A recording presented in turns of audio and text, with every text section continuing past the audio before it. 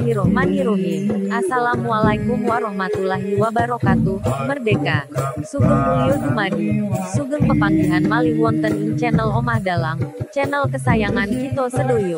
Omah Dalang adalah salah satu agen wisata Jogja Lantai 2. Kali ini akan mengajak sahabat semua untuk mengenal sejarah Kraton Boko. Ratu Boko terletak sekitar 3 km ke arah selatan dari Candi Prambanan. Kawasan Ratu Boko yang berlokasi di atas sebuah bukit dengan ketinggian lebih kurang 195,97 meter di atas permukaan laut. Situs Ratu Boko sebenarnya bukan sebuah candi, melainkan reruntuhan sebuah kerajaan. Oleh karena itu, Candi Ratu Boko sering disebut juga Kraton Ratu Boko. Disebut Kraton Boko, karena menurut legenda situs tersebut merupakan istana Ratu Boko, ayah Loro Jonggrang. Diperkirakan situs Ratu Boko dibangun pada abad ke-8 oleh Wangsa Shailendra yang beragama Buddha, namun kemudian diambil alih oleh Raja-Raja Mataram Hindu. Peralihan pemilik tersebut menyebabkan bangunan Kraton Boko dipengaruhi oleh Hinduisme dan Buddhisme. Di situs Ratu Boko ditemukan sebuah prasasti berangkat tahun 792 Masehi yang dinamakan Prasasti Abayagiri Wihara. Isi prasasti tersebut mendasari dugaan bahwa Kraton Ratu Boko dibangun oleh Rakai Panangkaran. Prasasti Abayagiri Wihara ditulis menggunakan huruf Pranagari, yang merupakan salah satu ciri prasasti Buddha. Dalam prasasti itu disebutkan bahwa Raja Tejapurnama Panangkarana, yang diperkirakan adalah Rakai Panangkaran, telah memerintahkan pembangunan Abayagiri Wihara. Nama yang sama juga disebut-sebut dalam prasasti Kalasan 779 Masehi, Prasasti Mantiasi 907 Masehi, dan prasasti Wanua Tengah 3908 Masehi. Menurut para pakar, kata Abaya berarti tanpa hagaya atau damai, Giri berarti gunung atau bukit. Dengan demikian, Abayagiri Wihara berarti biara yang dibangun di sebuah bukit yang penuh kedamaian. Pada pemerintahan Rakai Walaingpu Kombayoni, yaitu tahun 898 sampai 908, Abayagiri Wihara berganti nama menjadi Kraton Walaing. Kraton Ratu Boko yang menempati lahan yang cukup luas tersebut terdiri atas beberapa kelompok bangunan. Sebagian besar di antaranya saat ini hanya berupa reruntuhan. Gerbang masuk ke kawasan wisata Ratu Boko terletak di sisi barat. Kelompok gerbang ini terletak di tempat yang cukup tinggi, sehingga dari tempat parkir kendaraan, orang harus melalui jalan menanjak sejauh sekitar 100 meter. Pintu masuk terdiri atas 2 gerbang, yaitu gerbang luar dan gerbang dalam. Gerbang dalam, yang ukurannya lebih besar merupakan gerbang utama. Sekitar 15 meter dari gerbang luar berdiri gerbang dalam atau gerbang utama. Gerbang ini terdiri atas 5 gapura paduraksa yang berbaris sejajar dengan gerbang luar. Gapura utama diapit oleh 2 gapura pengapit di setiap sisi.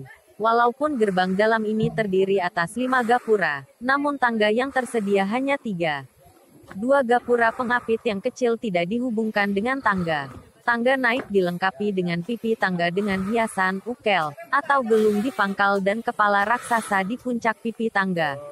Dinding luar pipi tangga juga dihiasi dengan pahatan bermotif bunga dan sulur-suluran. Candi Batu Kapur. Sekitar 45 meter dari gerbang pertama, ke arah timur laut, terdapat fondasi berukuran 5 tanda kali 5 meter persegi yang dibangun dari batu kapur. Diperkirakan bahwa dinding dan atap bangunan aslinya tidak terbuat dari batu, melainkan dari bahan lain yang mudah rusak, seperti kayu dan sirap atau genteng biasa. Candi Pembokoran. Candi Pembokoran berbentuk teras tanah berundak setinggi 3 meter. Letaknya sekitar 37 meter ke arah timur laut dari gerbang utama. Bangunan ini berdenah dasar bujur sangkar dengan luas 26 meter persegi. Teras kedua lebih sempit dari teras pertama, sehingga membentuk selasar di sekeliling teras kedua. Permukaan teras atas atau teras kedua merupakan pelataran rumput. Dinding kedua teras berundak tersebut diperkuat dengan turap dari susunan batu kali. Di sisi barat terdapat tangga batu yang dilengkapi dengan pipi tangga. Di tengah pelataran teras kedua terdapat semacam sumur berbentuk bujur sangkar dengan ukuran 4x4 meter persegi yang digunakan sebagai tempat pembokoran mayat. Di sudut tenggara Candi Pembokoran terdapat salah satu sumur tua yang konon merupakan sumber air suci. Paseban. Paseban merupakan kata dalam bahasa Jawa yang berarti tempat untuk menghadap raja. Seba artinya menghadap. Bangunan ini terletak sekitar 45 meter ke arah selatan dari gapur. Paseban merupakan teras yang dibangun dari batu andesit dengan tinggi 1,5 meter, lebar 7 meter dan panjang 38 meter, membujur arah utara-selatan. Tangga naik ke lantai Paseban terletak di sisi barat. Di berbagai tempat di permukaan lantai ditemukan 24 fondasi tempat menancapkan tiang bangunan dan 4 alur yang diperkirakan bekas tempat berdirinya dinding pembatas. Pendopo. Sekitar 20 meter dari Paseban, arah selatan dari gapura, terdapat dinding batu setinggi 3 meter yang memagari sebuah lahan dengan ukuran panjang 40 meter dan lebar 30 meter. Di sisi utara, barat dan selatan pagar tersebut terdapat jalan masuk berupa gapura paduraksa atau gapura beratap. Di beberapa tempat di bagian luar dinding terdapat saluran pembuangan air, yang disebut jalatwara. Jalatwara ditemukan juga di Candi Banyuniba dan Borobudur. Dalam bahasa Jawa, pendopo berarti ruang tamu atau hamparan lantai beratap yang umumnya terletak di bagian depan rumah. Di luar dinding pendopo, arah tenggara, terdapat sebuah teras batu yang masih utuh. Di ujungnya terdapat 3 buah candi kecil yang digunakan sebagai tempat pemujaan. Bangunan yang di tengah, yang berukuran lebih besar dibandingkan dengan kedua candi pengapitnya, adalah tempat untuk memuja Dewa Wisnu. Kedua candi yang mengapitnya, masing-masing, merupakan tempat memuja Siwa dan Brahma.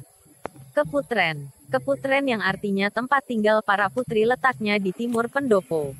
Lingkungan Keputren terbagi 2 oleh tembok batu yang memiliki sebuah pintu penghubung. Dalam lingkungan pertama terdapat 3 buah kolam berbentuk persegi.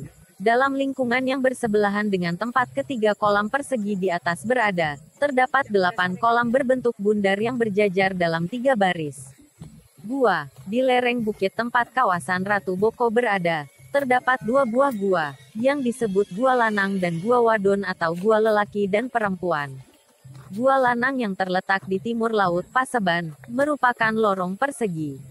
Di dalam gua, masing-masing di sisi kiri, kanan dan belakang, terdapat relung seperti bilik.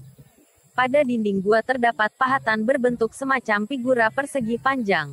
Gua Wadon yang terletak sekitar 20 meter ke arah tenggara dari Paseban, lebih kecil ukurannya dibandingkan dengan Gua Lanang.